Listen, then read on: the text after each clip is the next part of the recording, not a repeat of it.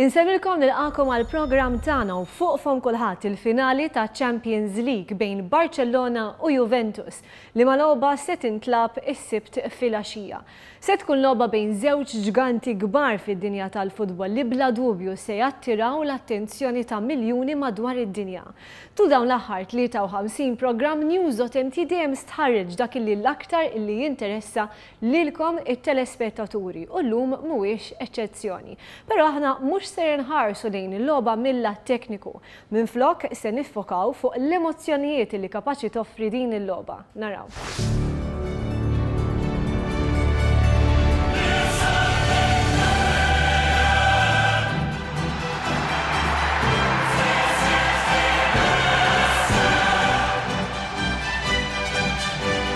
Emozzjoni li ma nħoss fl-ebda partita oħra. Meta jindaq l-innu jaqbdek il-bart. Hija kompetizzjoni llum il-ġurnata on a very high profile level, jiġifieri Champions League kulħadd jafa. Iva, dak l-innu ta' Champions League jaqpa' jedwi anke meta tispiċċa l-logħba. Dominic Aquilina huwa fotografu professjonali li l-logħob ta' livellu li ġibed bil-bżud. Klimu jixhed kif il-logħba li se tintlab is-sibt filgħaxija mhijiex logħba bħal l-oħrajn. Dawk li jsegwu l-logħba tal-futbol mill-ewwel jifhmu dan kollu.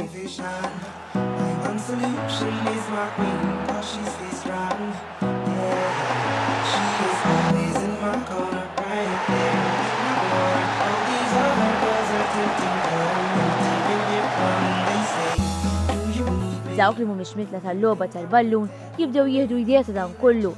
Fis-sigħat li ġejjin, id-diskors ta' ħafna, inkluż fil-midja internazzjonali, ikun iffokat l-aktar dwar hekk. Fil-finali tas-sibt se jkunu t-timijiet ta' Barcellona u Juventus li se jilagħbu biex jerfgħu it-tazza li hija magħrufa wkoll bħala trofew tal-widna l-kbira.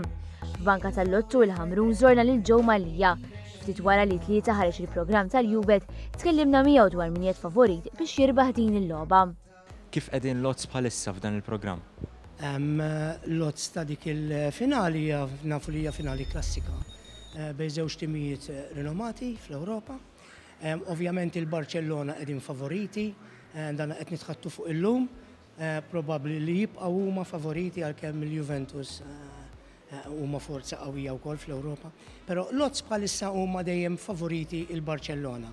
Kif qed tara għandna il-programm hawnhekk li dan għadu kemm ħareġ illum, ikopri millum sa nhar il-ħamis, jaf ikun hemm xi odds li jinbidlu, però bħal illum l-odds li qegħdin illum għandek il-Barcellona li qiegħda kwotata 1.6 u għandek il-Juventus li qegħdin kwotati 4.5. Ġifieri kif qed tara minn dawn l-odds il-Barcellona huma favoriti netti li jistgħu jirbħu din il-finali.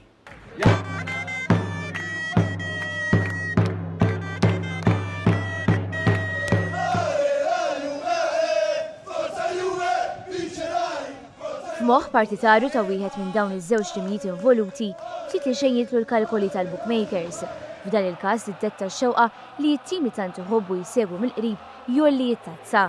Għal xi ħadd bħal Meleki Fortelli, partitarju tal-Barcellona, ir-reb ta' din it-tazza huwa xi ħaġa riċenti. Bla dubju kulħadd qed jistenna logħba tajba ħafna, speċjalment fil-forma li qegħdin fiha l-Barcellona, kemm rebħu l-Liga u kemm rebħu tazza tar-Res li għadda. Però again, għalkemm tistenna ċertu affarijiet, ma tistax tinsa li ħatilab kontra tim tajjeb ħafna wkoll. Ġifieri hemm ħafna din jgħidu riżultati kbar bħal 3-0 u jien ma nemminx fiha, jien nemmen li tkun riżultat vera viċin u tista' tmur naħa u naħa.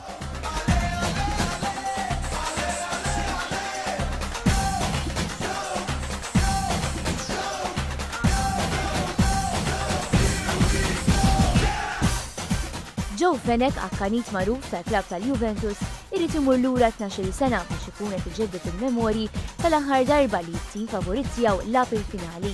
Forsi lanqas din is-sena ma kienu jistenna li se jaslu sawn, iżda issa qed jistenna minn kollox. Tfisser ħafna. Stennija kbira, ovvjament, naħseb ħanajdu hekk l-ebda Juventi ma kien jistenna ħaslu sal-final jew ftit kienu. Dawk il-Juventini li ħanajdu hekk ħasbu li se jaslu għal-final, stennija kbira. Ovvjament ma nafx kif sa ngħaddu dawk id-90 minuta, ġifieri, però jiena personali fiduċjuż illi jekk il-bambin irid namlu it-tripletta wkoll. Il-logħba se tintlagħab fl-Olympic Stadium ta' Berlin, il-Ġermanja. Ground li jessa 74,475 spettatur. Ground li jnissel ukoll ħafna memorji sbieħ il-partitari tat-tim nazzjonali Taljan għaliex kien propju hawn li fl-2006 it-tim li dakinhar kien imexxi minn Marcello Lippi u għall-tazza tad-dinja. Iżda l-biljetti għad dispożizzjoni tal-partitari żgur ma kinux biżejjed. Wara li nbijaw il-biljetti bil-mod uffiċjali beda l-beħ minn fuq l-idejn jew siti oħra u hawn il-prezzijiet huma fenomenali. 90 minuta fil-ground faċilment jiswew l-eluf. It-tickets ikun hemm ħafna min jinnegozja.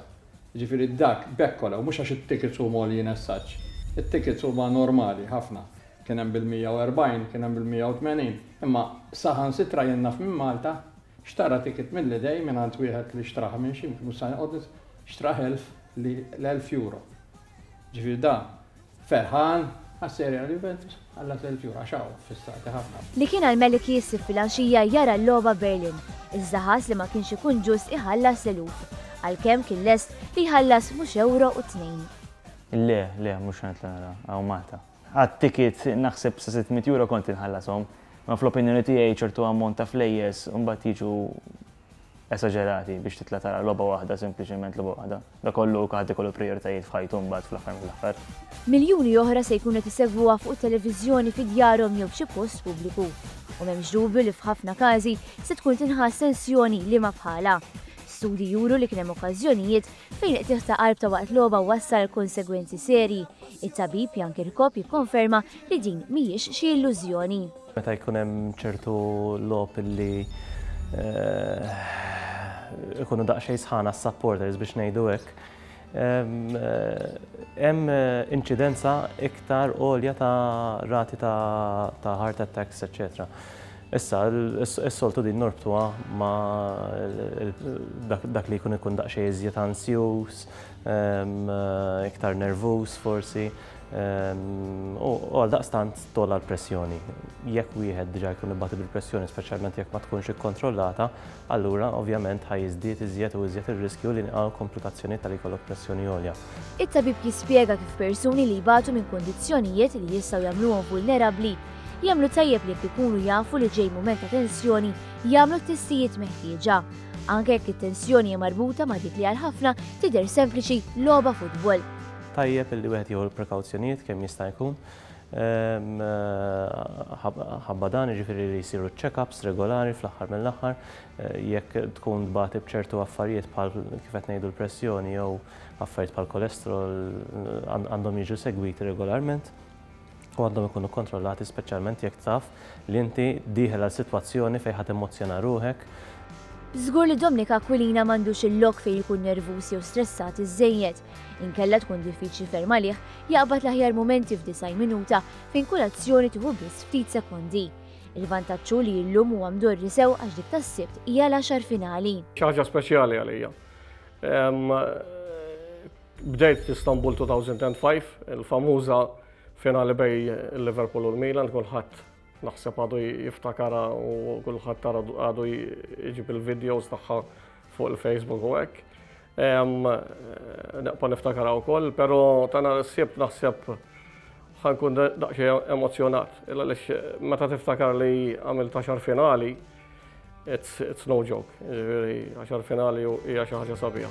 Tal-ewwel jibqa' jiftakarax tal-ewwel, iżda mhux biss. Ħanerġa' nsemmi Istanbul 2005. Kienet logħba ċitanti. Jien għadni niftakar supporters tal-Liverpool ħerġin fil-halftime disappuntati bir-riżultat. Idawru r-riżultat minn 3-0 li kienu qed jitilfu għal 3-3 u eventwalment mbagħad jirpuha bil-penalties. Kienet final indimentikabli, però ovvjament kien hemm ħafna emozzjonijiet oħra, ħafna finali sbieħ li, però naħseb li anka Chelsea mal-Bayern Munich waslu sal-penalty shootout, emozzjonijiet. Emozzjonijiet li tkun qed taħdem u xorta jqabduk il-bart. Emozzjonijiet li Manuel u Meleki jixxu jgħixuhom nhar is-sibt. Il-Champions League dejjem Champions League mhix bħal kwalunkwe kompetizzjoni, lig forsi jgħaddu 3 snin tirbħu fila isek ma tibqax daqshekk intis fih, imma Champions League dejjem fiha preġju li tirbaħu. Id-darba iktar kalm minn qabel jien, għax Aħna qed jgħidulna li l-underdogs u m'għandnax nitilfu xejn. Kalmi, anke l-plejers jidhru kalmi għax m'għandhomx dik il-pressure li żgur tagħhom. Ġifieri jekk nara jien l-antiċipazzjoni hija li għandna ċans tajjeb ħafna.